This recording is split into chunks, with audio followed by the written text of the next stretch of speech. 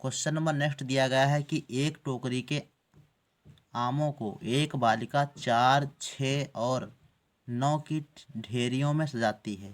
प्रत्येक बार एक आम टोकरी में शेष बच जाता है। प्रत्येक की टोकरी में कम से कम कितने आम हैं? मतलब बताइए कि टोकरी में कम से कम कितने आम हैं। यानी बालिका है, एक टोकरी में आम रखे हैं, इतने आम रखे गए हैं कि अगर 4-4 की ढेरियाँ लगाती है वो, तो एक आम शेष रह जाता है। अगर 6-6 की ढेरियाँ लगाए तो भी एक आम शेष रह जाता है टोकरी में। और अगर 9-9 की ढेरियाँ लगाती है वो, तब भी एक आम शेष रह जाता है ना। तो कम से कम कितनी ढेरियाँ हो सकती हैं, उस कितने आम हो सकते हैं वो टोकरी में, ये ज्ञात करना है। तो सबसे पहले आपको 4, 6 और 9 इसका जो है लासा ज्ञात कर लेंगे। 4, 6 और 9 इन संख्याओं का जो है लासा ज्ञात कर लेंगे।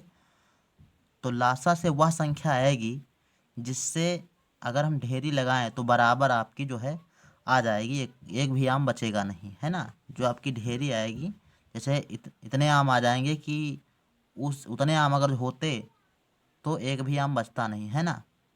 और तो जो आएगा लासा उसमें एक जोड़ देंगे तो बारी बारी से एक बच जाएगा, तो वही आपका आंसर हो जाएगा। तो इसको 2 से काटेंगे तो ये हो जाएगा 2 दूनी 4 और 2 तियाँ 6।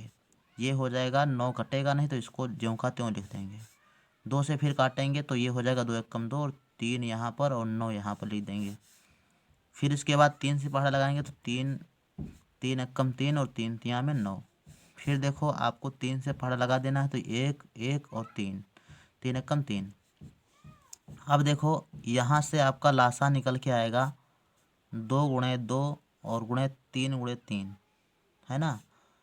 ये हो जाएगा 2 दूनी 4 और 4 तियाँ 12, 12 तियाँ 36। तो 36 लासा आपका आएगा। कितना आएगा? 36। तो 36 वह संख्या है, अगर 36 आम होते तो 4-4 की ढेरियाँ लगाते तो पूरा पूरा हो जाता, एक भी आम बचता नहीं। 6 की ढेरियाँ लगाते तो पूरा पूरा कट जाता, यानी आम एक भी नहीं शेष बचता। लेकिन एक आम शेष बचता है, तो इसका मतलब ये है कि आप इसमें एक जोड़ दीजिए।